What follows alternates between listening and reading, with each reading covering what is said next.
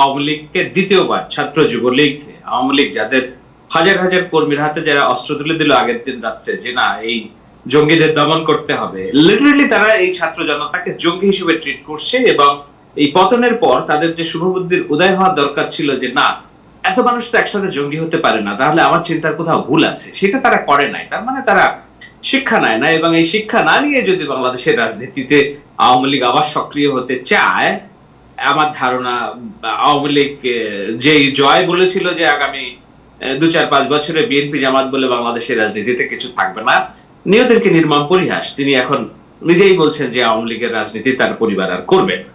সুতরাং এই যে দম্ভ, এই সেই দম্ভ আওয়ামী লীগকে আজকে পতনের দ্বার প্রান্তের না মানে পতন ঘটিয়েছে। এই পতন থেকে দ্বার প্রান্তে থাকে তখন আপনার পেট উঠে দাঁড়ানোর শক্তি থাকে, কিন্তু যখন পতন ঘটে যায়, আপনি যখন খাদে পড়ে যান, তখন আর আপনার উঠে দাঁড়ানোর সম্ভাবনাটা 90-10% এর মধ্যে থাকে। আপনি মরেও যেতে পারেন ডুবে, আপনি আবার যদি দৈব দুর্বিপাক হয় আপনি উঠে দাঁড়াতে পারেন। তো আওয়ামী লীগ এখন খাদে পড়ে গিয়েছে, মানে একেবারে গহ্বরে পড়ছে। তারা এমন না যে খাদের কিনারায় না, তারা পড়ে গেছে।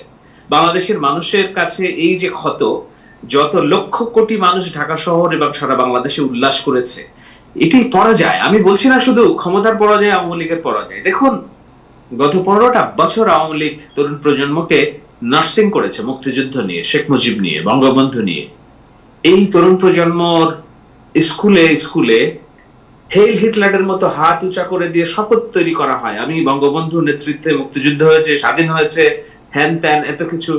আপনি এই তরুণ প্রজন্মকে আপনি জোর করে আপনি যে ন্যারেটিভ গেলাতে চেয়েছেন, সেই তরুণ প্রজন্মই আপনার সবচেয়ে বড় শত্রু হিসেবে আপনাকে উৎখাত করেছে। যেটা জামাত পারেনি, যেটা বিএনপি পারেনি, তরুণ প্রজন্মই উৎখাত করেছে। সুতরাং আওয়ামী লীগের পতন খালি ক্ষমতা থেকে পতন না, এই যে আগামী দিনে যারা রাজনীতি করবে, যারা বাংলাদেশকে এগিয়ে নিয়ে, তাদের মন থেকেও এটার পতন হয়েছে। সুতরাং এইটির সম্ভাবনা আমি খুবই কম দেখি আওয়ামী লীগ উঠে দাঁড়াবে এবং ক্ষমতায় যাওয়ার মতো একটা পরিস্থিতি তারা তৈরি করবে।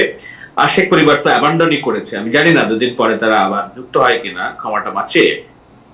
সুতরাং এটি আওয়ামী লীগের কর্মী সমর্থকদের জন্য খুবই দ্বিতীয়বার মৃত্যু। আমি বলেছি আমার একটা প্রথমবার মৃত্যু শেখ হাসিনা বলেছেন তিনি পালাল না, কিন্তু তিনি পালিয়ে গেছেন। দেখুন কি হতো শেখ হাসিনা যদি না পালিয়ে বাংলাদেশে থাকতেন, তাকে হ্যাঁ একটা সম্ভাবনা আছে তাকে মেরে পিষে ফেলা হতো, কিন্তু এটাও তো ঠিক ছিল যে না বাংলাদেশের যদি আয়নাঘরের মতো এমন নিশ্ছিদ্র জায়গা থেকে থাকে, তাহলে শেখ হাসিনাকে লুকিয়ে রাখা যাবে না, জীবন্ত রাখা যাবে না, এমন জায়গা নাই, এমন তো না। তার কি হতো, তার মামলা হতো, সে 5 বছর জেল খাটতেন। কিন্তু তখনও তো আওয়ামী লীগের শেখ হাসিনা তো একটা মূর্তিমান আতঙ্ক বাংলার মানুষের কাছে।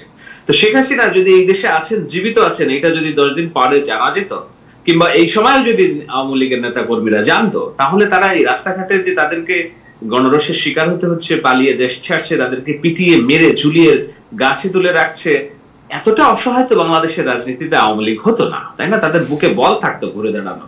তো সেটাতে আওয়ামী লীগ প্রথমবার শেখ হাসিনা পতনের পরে তাদেরকে মারছে, আর দ্বিতীয়বার যখন এত হতবিহ্বল একটা পরিবেশ, তখন সজীব ওয়াজেদ জয়ের বক্তব্য, সেটা দ্বিতীয়বার বললো আওয়ামী লীগকে। আপনি এই আওয়ামী লীগের মোরাল আপনি কিভাবে তুলে ধরবে বাংলাদেশের রাজনীতিতে, তাদেরকে পুনর্বাসন করবেন, আমার বোধগম্য না।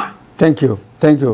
এটা সময় লাগবে, এটা সময় লাগবে। আমরা 75-এর পরে দেখছি, 75 থেকে সেই 79 পর্যন্ত কয়েক বছর সময় লাগছে এটাকে। আমি এখানে একটা বড় কথা বলি, আওয়ামী লীগকে কিছু বললে আমরা এখন যারা আওয়ামী লীগ করেন তাদেরকে আর দেখি না। আমরা আওয়ামী লীগ বলতে তুফাইল আহমেদকে, আব্দুর রাজ্জাককে দেখেছি। আওয়ামী লীগ ঠিকই ঘুরে দাঁড়াবে। জয় সজীব ওয়াজেদ জয় আওয়ামী লীগের কেউ না। আওয়ামী লীগের কুল খাওয়া মানুষ আছে যারা এই চুরি পাটপাড়িতে যায় নাই, তারা বাংলাদেশে নাইলে 1 লাখ লোক আওয়ামী লীগের চুরি পাটপাড়ি করছে, কিন্তু এখনো কয়েক লক্ষ মানুষ আছে গ্রাম বাংলার, এরা আওয়ামী লীগের কোনো হালুয়া রুটিও খায় নাই। এরা ঠিকই সব কাটিয়ে একটা নির্দেশনা নিয়ে উঠে দাঁড়াবে। শূন্যতা সৃষ্টি হয়েছে, এই নেতৃত্বটা গুছিয়ে নেবে এবং আওয়ামী লীগ ঠিকই উঠে দাঁড়াবে এবং আওয়ামী লীগের অংশগ্রহণ করবে।